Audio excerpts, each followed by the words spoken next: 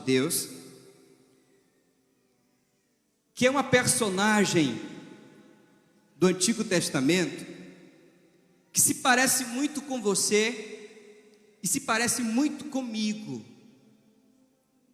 A gente sabe que existem personagens na Bíblia que elas são muito mais de que algo que está lá atrás. Muitas vezes, esse personagem que a gente lê, essa história que a gente se insere, a gente mergulha nela, tem a ver com o estado existencial que eu estou vivendo em minha vida.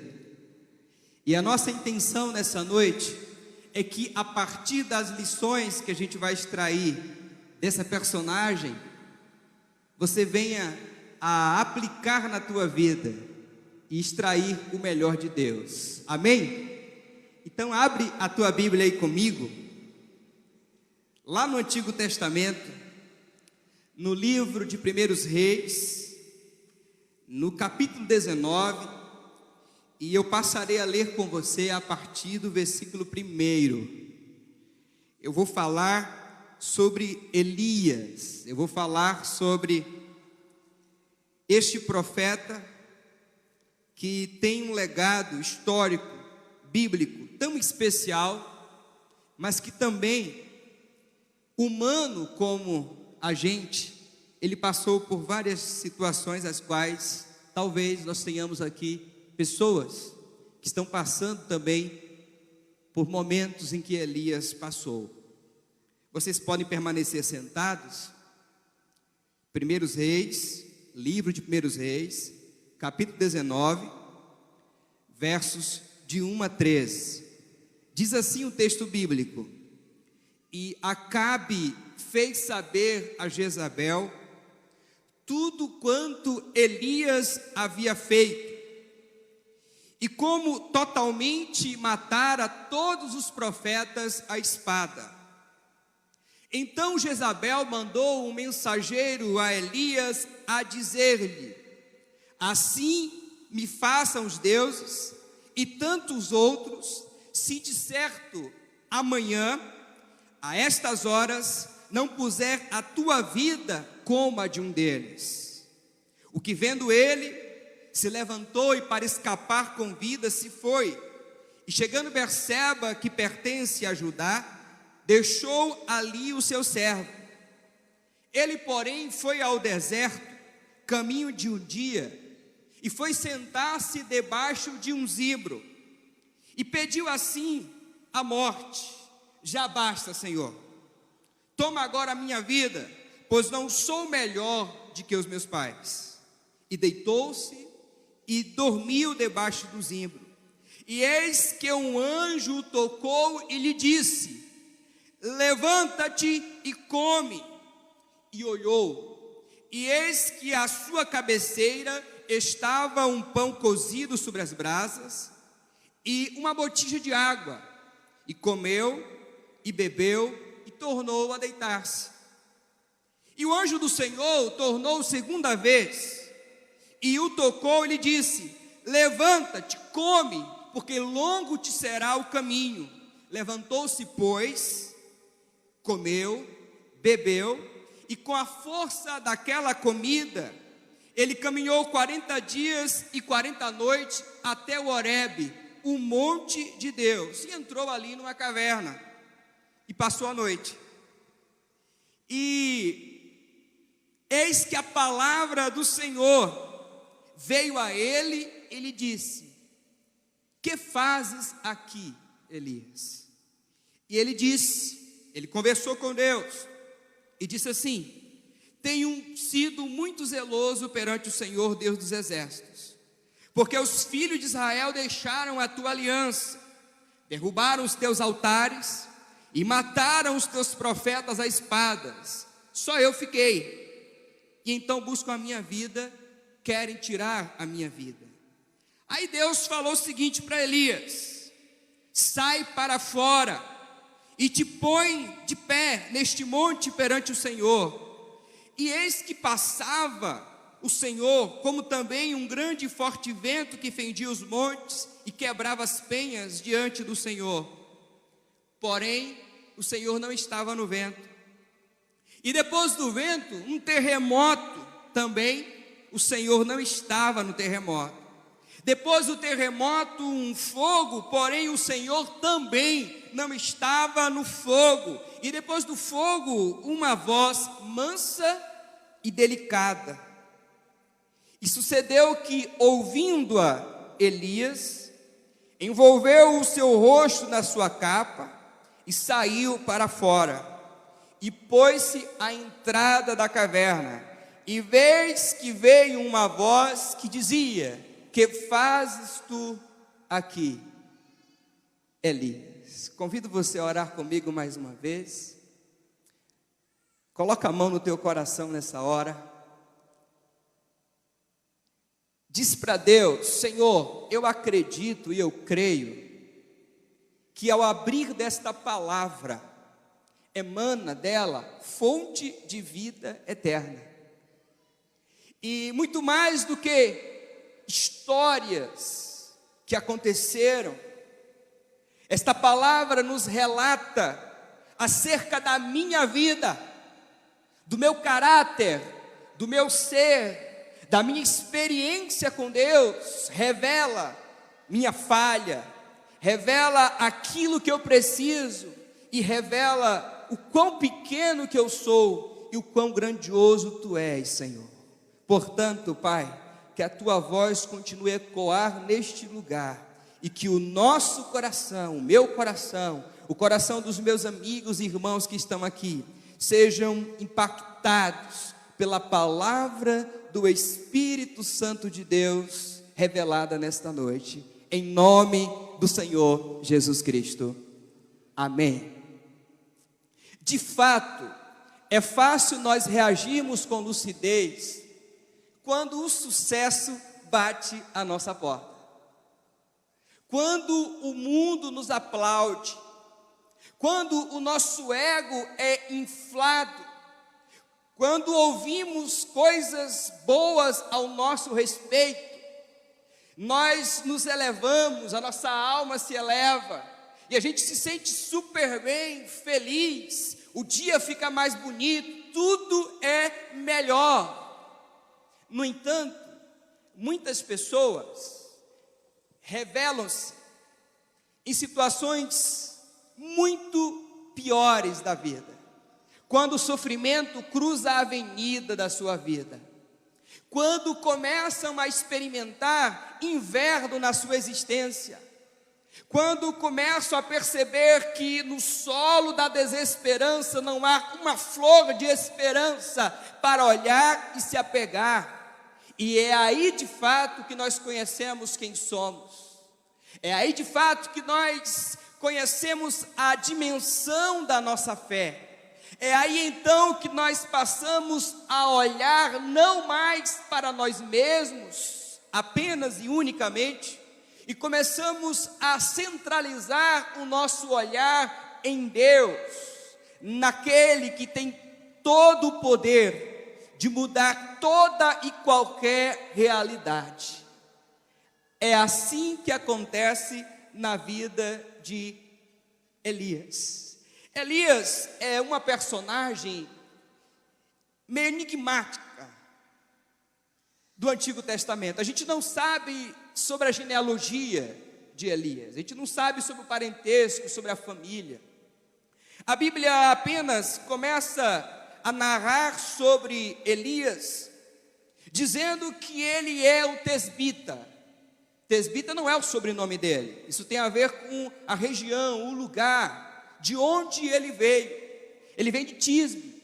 Tisbe é um lugar inexpressivo, é um lugar onde as pessoas não tinham um olhar muito especial sobre este lugar. Tisbe era um lugar para muitos indesejado, e é deste lugar que surge Elias. Agora, Elias surge num momento muito específico na história de Israel, porque em 1931, com a morte do rei Salomão, os reinos de Israel, eles se dividem, e 10 tribos, elas começam a se reunir, e ficam sob a liderança de Jeroboão I, e forma o que nós conhecemos como o Reino do Norte. Em 722 a.C., a Assíria invade esse Reino do Norte. E pela técnica de miscigenação, a Síria, uma estratégia militar e política, ele pegava de cada região, a Síria, cada região que dominava, uma porcentagem de povos, levava para Israel, e ali nós tínhamos uma miscigenação, iam casando com povos diferentes e pessoas diferentes. E nesse Reino do Norte, 19 reis reinaram neste lugar. Desses 19 reis que reinaram, nós tivemos 8 dinastias. Nenhum rei serviu ao Senhor, nenhum rei ouviu a orientação de Deus, nenhum rei se curvou aos conselhos de Deus. E o mais curioso é que o texto aqui está dizendo que é neste período em que Elias aparece e surge, que Israel está vivenciando o que ele chama de o pior reino da história. Eles têm o pior rei da história, que é o rei Acabe.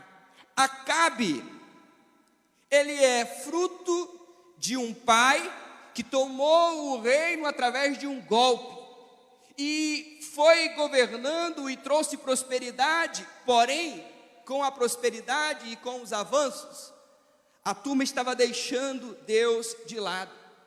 É a partir do Acabe que Israel começa a vivenciar um dos piores momentos da sua história. E para piorar o que Israel estava vivendo, o Acabe resolve casar. E ele vai procurar uma esposa para ele. E ele vai casar com uma mulher fantástica, extraordinária, show de bola.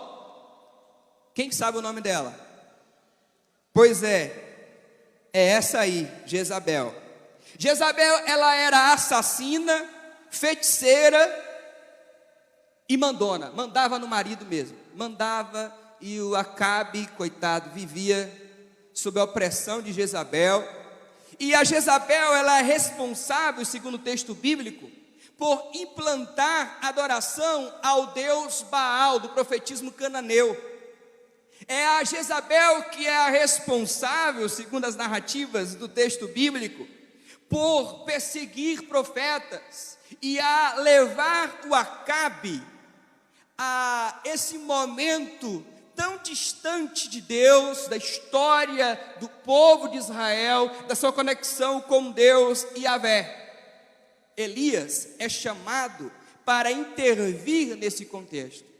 Percebam comigo, dá um zoom aqui em mim, percebam que quando a coisa está difícil, Deus não levantou aqui, Deus não levantou um grupo enorme de gente, Deus aqui não levantou uma religião específica, Deus não levantou uma denominação, Deus levantou um homem. Deus chamou um homem, e este homem vem de um lugar inexpressivo que ninguém olhava para lá. Esse homem se chama Elias. A vida de Elias, como a minha vida e a sua vida, parece uma montanha russa. Quem já foi ou já viu a montanha russa? Não precisa dizer. Você já foi. Eu sei que você já foi e alguns já viram. Eu nunca fui. Mas eu sei que a montanha russa é feita de altos e baixos, altos e baixos, altos e baixos. E assim foi a vida de Elias. E eu quero dividir aqui a vida de Elias em 3 etapas, 3 momentos apenas. O primeiro momento de Elias é a fama. O primeiro momento da vida de Elias é o momento da prosperidade. É o momento em que ele vai, ele desbrava. É o momento em que ele chega lá, ele convoca os 450 profetas de Baal. Ele vai ao monte, ele desafia. É o momento em que ele ergue a sua voz aos céus e ele ora, e vem fogo do céu. E Elias sai nos jornais, nas manchetes. Elias é comentado nas redes sociais, e mensagem WhatsApp para lá e para cá, todo mundo falando de Elias. Elias é o cara do momento. Elias Elias é o camarada que agora está na boca do povo. Elias está experimentando agora esse momento mágico. Todo mundo falando de Elias. É a fase da fama. Elias fechou o céu por 3 anos e 6 meses para que não chovesse. Elias foi alimentado por corvos. Trazia pão e carne pela manhã e à tarde. Elias é sustentado por uma viúva pobre. Elias ressuscita o filho de uma viúva. Elias se encontra com Acabe e desafia a Acabe, os 450 profetas de Asséria, os 400 profetas de Baal. Elias ora a Deus, Deus responde com fogo. Elias é o cara. É ou não é? Elias é o cara. Famoso, sucesso, poderoso, comentado. Todo jornal da época queria entrevistar Elias. Todo mundo queria entrevistar Elias. Uma exclusiva com Elias. Mas aí vem uma segunda fase na vida de Elias. Que fase é essa que Elias experimenta agora? Elias tem a fase da fama. Elias passa pela fama, mas agora Elias vivencia a fase da fraqueza. A história de Elias está se parecendo com a minha história e com a tua história, não está? A história da fraqueza. Eu me lembro quando o texto bíblico fala assim: cuidado tu que está em pé, que pensas estar em pé, para que não caia. Se você ler sobre Elias, no iniciozinho do texto, parece que nunca vai ser a história que você vai vir lendo à frente. Mas essa é a segunda fase na vida de Elias. Elias experimenta a fase da fraqueza. Elias, ele fica fraco. Há estudiosos que chegam a afirmar, inclusive de modo categórico, de que Elias passou por uma fase de depressão na vida dele. Há gente que fala que Elias, ele ficou deprimido, esgotado. Há gente que diz que Elias buscou isolamento, porque se você perceber no texto que a gente leu, ele caminha com o seu servo, chega no momento ele se despede, manda o servo embora, ele não quer ninguém perto dele, ele não quer conversar com ninguém. E Elias caminha, ele vai caminhando, e o texto diz que ele entra em uma caverna. Caverna não é um lugar para quem está feliz da vida, é? Não é. Caverna é um lugar insalubre. Caverna é um lugar escuro. Caverna é um lugar sem muito atrativo. Caverna é um lugar para você estar ali e cultivar dentro de si sentimentos negativos, autocomiseração. Eu não valho nada, eu não presto, olha como é que eu estou. Puxa vida, eu tinha tanta coisa, eu tinha fama, eu estava comentado, eu estava ali nos melhores jornais, e como é que eu estou agora? Eu fiz tanta coisa e agora como é que eu estou, onde eu cheguei? Caverna é um lugar onde parece que quem está lá não quer mais ver o mundo, perceber o mundo, enxergar o mundo, nem conviver com ninguém. Caverna me parece que é um lugar onde apenas existe um único sentimento, que é esse sentimento de reclusão, de separação do mundo e das pessoas. É esse sentimento onde eu quero ficar livre daquilo que me faz sentir medo, daquilo que me causa dor, daquilo que me traz um saudosismo.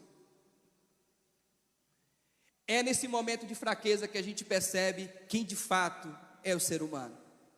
É no momento de fraqueza que a gente percebe de fato quem é você, quem você é e quem eu sou. É nesse momento de fraqueza que a gente começa a perceber alguns elementos na vida de Elias e entender o plano de Deus na vida dele.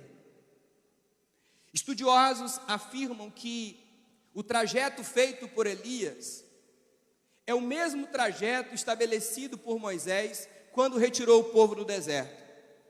Moisés foi, enfrentou o rei, desafiou o rei, depois caminhou pelo deserto, depois no deserto ficou lá um tempo longo, foi alimentado por Deus com codornas, Deus deu água, e Elias está passando pela mesma situação.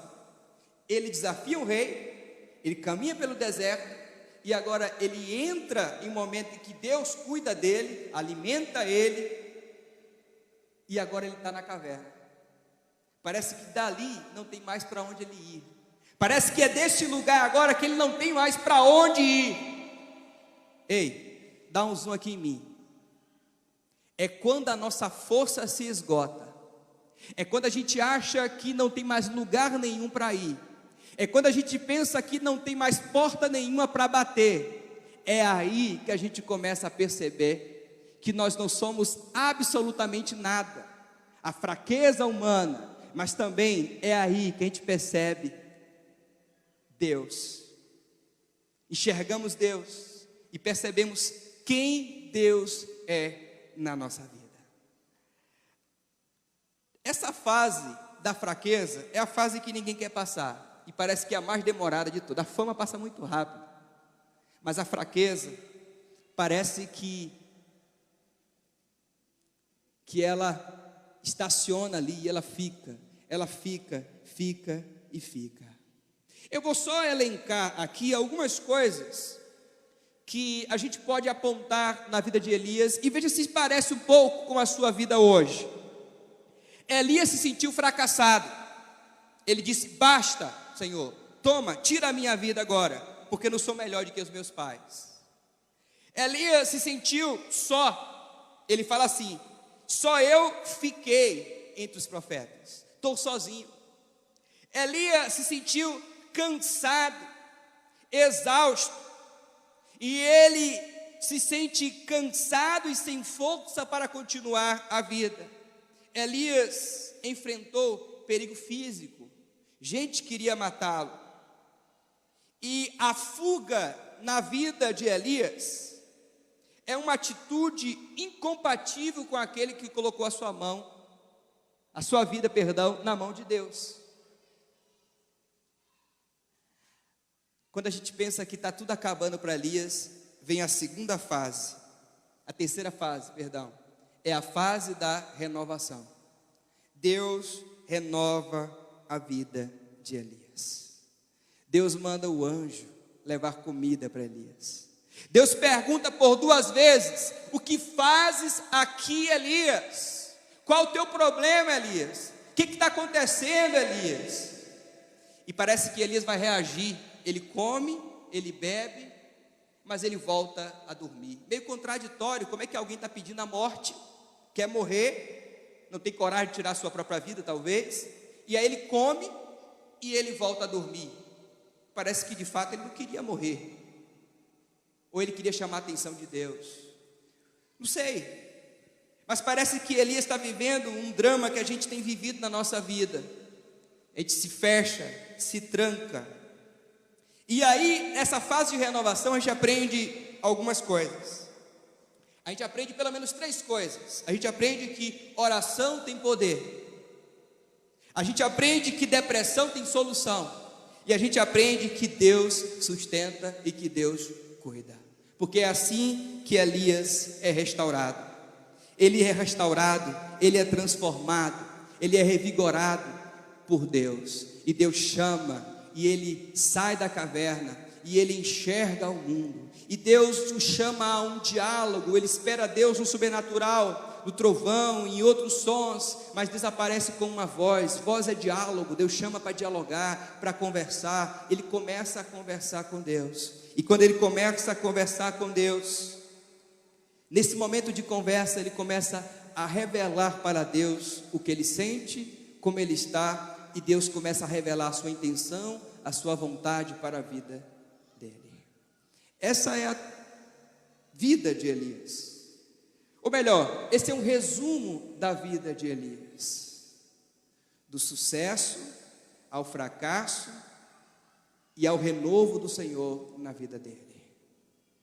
Eu comecei essa mensagem dizendo que Elias é um estado existencial em mim e em você. Eu comecei essa reflexão dizendo que nós temos Elias entre nós.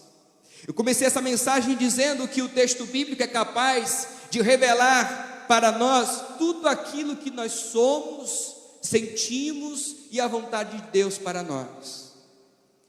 Eu queria te fazer uma pergunta nesta hora: em que fase você está na sua vida? Na fase do sucesso, na fase do fracasso, ou na fase da renovação, do milagre de Deus, da cura do Senhor, do bálsamo de Deus na sua vida? Em que fase você está na sua vida? Existem pessoas que só conseguem ser o que são no sucesso. No fracasso, foge da realidade, foge de quem é e foge de Deus. Se você está no momento da renovação, sinta Deus trabalhando no teu caráter, na tua vida e no teu ser. Deserto é lugar de aflição, mas também deserto é lugar do cuidado pleno de Deus. Caverna é lugar de solidão, frio, sem luz, sombrio. Mas caverna é lugar que Deus alimenta, é lugar que Deus trata, é lugar que Deus trabalha, é lugar que Deus cuida. Medo, fuga, cansaço, fracasso, solidão, exaustão, são coisas que levaram Elias a desejar a morte e a fugir da missão que ele tem. Talvez você está fugindo de alguma coisa, de algo. Talvez você nunca conseguiu chegar na fase do renovo de Deus na tua vida. Você experimentou do sucesso, experimentou do fracasso, mas talvez você nunca deixou ser tratado por Deus, moldado por Deus, tocado por Deus. Elias foi para o monte, para o Horebe, que é muito mais do que um lugar geográfico, mas é um lugar solene, um lugar de culto, um lugar de estar perto de Deus. Mas Deus chamou Elias e falou: Elias, você precisa voltar, cumprir a missão, enfrentar seus desafios, enfrentar os seus medos, vencer suas frustrações, assumir os seus erros. E Elias faz isso. Ele refaz o caminho. Deus pede para que ele refaça o caminho. Talvez você precise refazer o seu caminho, voltar, rever algumas coisas, para poder experimentar o sucesso. Muitos dizem assim: Elias, Deus tomou para si, Deus levou para si. Mas Elias, como homem, passou por muitas situações as quais nós passamos, e nós precisamos do milagre de Deus na minha vida. Fique de pé nesta hora que eu quero orar por você.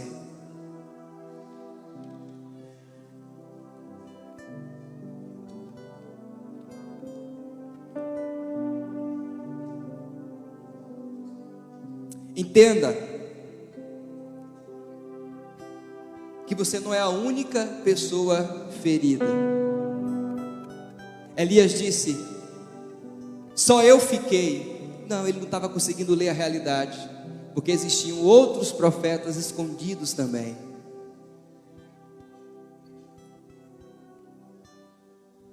Se responsabilize pelos seus atos.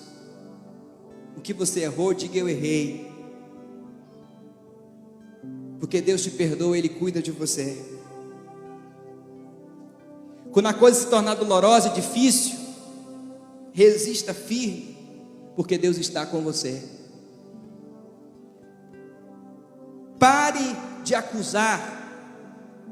Elias começa a lamentar e a dizer assim: olha, estão querendo matar-me, a Jezabel, matar os profetas. Pare de acusar e siga em frente. Culpar os outros nunca vai trazer a cura para você.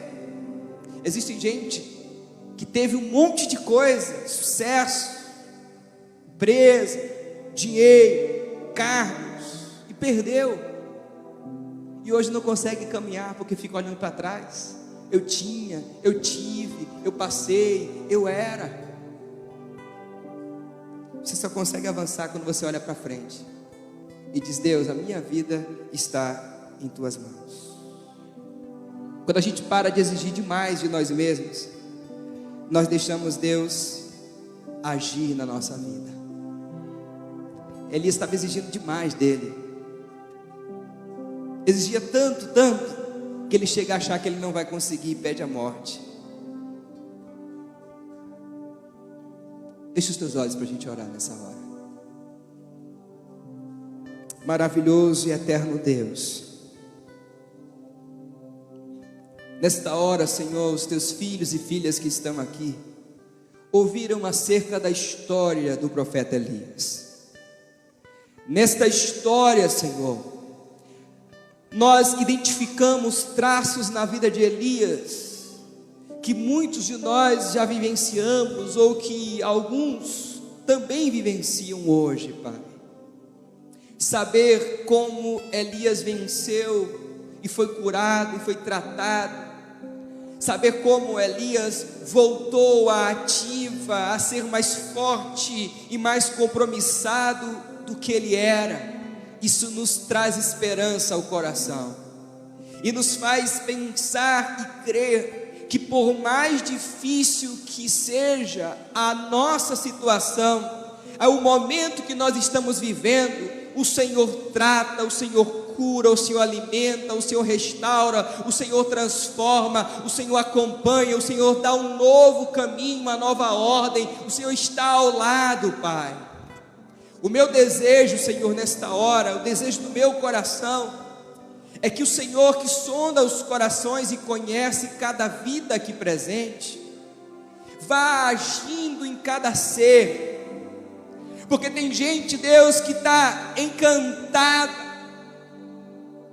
tem gente que está encantada, Senhor Deus, com o sucesso, tem gente, Deus, que está sofrendo a fraqueza, e tem gente, Senhor, que está chegando nessa fase da renovação, da graça, de experimentar do Senhor, Pai.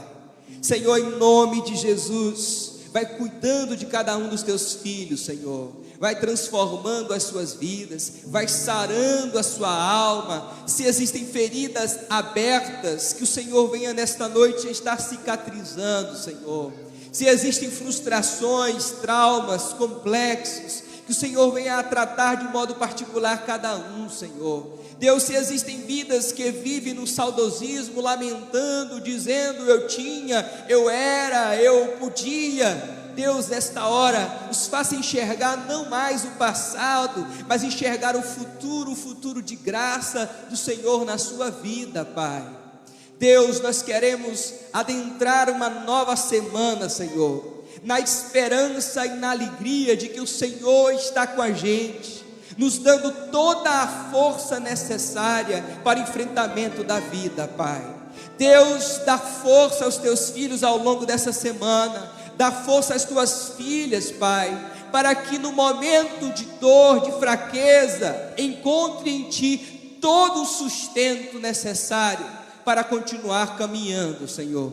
Levanta os que estão caídos nesta noite, Pai, restaura corações, e assim como Elias conduzido à Tua presença, que sejamos todos nós conduzidos a Ti a um lugar muito especial, Pai.